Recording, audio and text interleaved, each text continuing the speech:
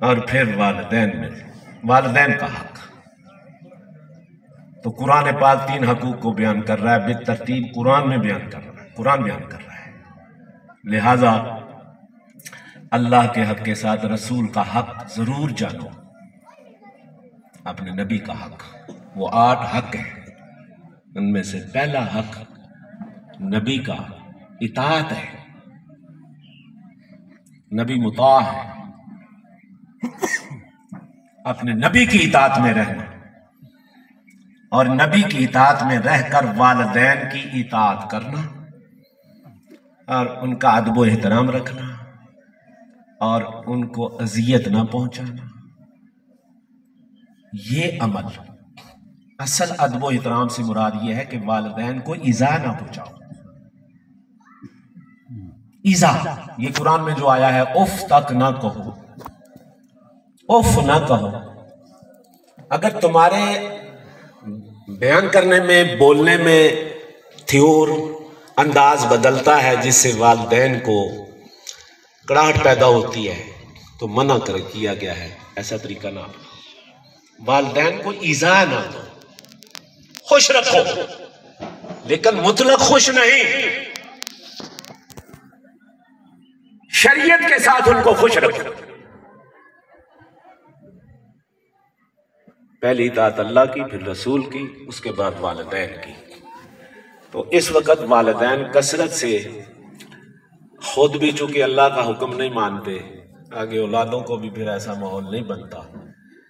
تو اس وقت ہمارے لیے سب سے بڑا ضروری مسئلہ یہی ہے کہ ہم حقوق کو جانیں، سمجھیں، پہچانیں، پھر ان پر عمل کریں.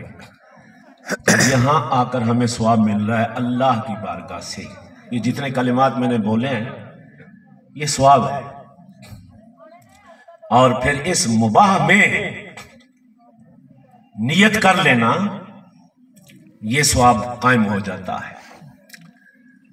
تو مباحات میں نیت کا درست کرنا رسم و رواج کے لیے نہیں، یہ ہم نے ثواب کی خاطر محفل رکھی ہے اور غریبوں مسکینوں کو کھانا کھلانا ہے.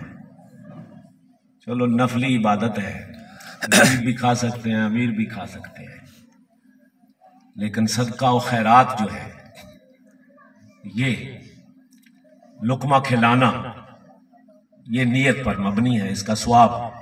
تو نیت درست رکھیں کہ میں ثواب کی نیت سے یہ کھلا رہا ہوں. غریب کھا لے، امیر کھا لے، اپنے کھا لے، پرائے کھا لے. باقی زیادہ طریقہ کار پیارا، محبت والا، اللہ کی محبت میں کھانا کھلانا سب کو. اور پھر ایسا طریقہ اختیار کرنا کہ جو مال و متاع ہے اس کو ضرورت پر خرچ کرنا. اگر اپنوں کو زیادہ ضرورت ہے تو ان کو پہلے دیا جائے، دوسروں کو بعد میں ضرورت ہے بعد میں دیا جائے. زیادہ ثواب لینا ہے تو پھر ترتیب یہ ہوگی کہ سب سے پہلے صدقہ خیرات کرنا ہو تو اپنے جو غرباء ہیں ان پر خرچ کر دو. 2 ثواب ملیں گے، ایک تو خیرات کا، دوسرا قرب کا، قرابت کا. 2 ثواب اکٹھے ہو گئے. اور دوسروں کو کھلانا، اس میں 2 ثواب اس طرح آ سکتے ہیں کہ ہاں بلا لیتے ہیں سب کو، دین کے عالم کو بلا کر صحیح ان کو دین سکھا دیں، طالب علم ہونے کی نیت سے، پھر ان پر بھی ثواب بڑھ گیا ہے، بڑا ثواب ہو گیا ہے. تو یہ نیتیں، اگر جو نیتوں کے عالم لوگ ہیں وہ تو یہ ثواب اکٹھا کر لیتے ہیں، جو نیتوں کے عالم نہیں ہیں وہ ان ثوابوں سے محروم رہ جاتے ہیں.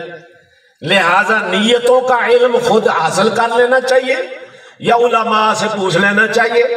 پھر نیت، جتنی نیتیں بنتی ہیں سب کو جمع کر لیا جائے.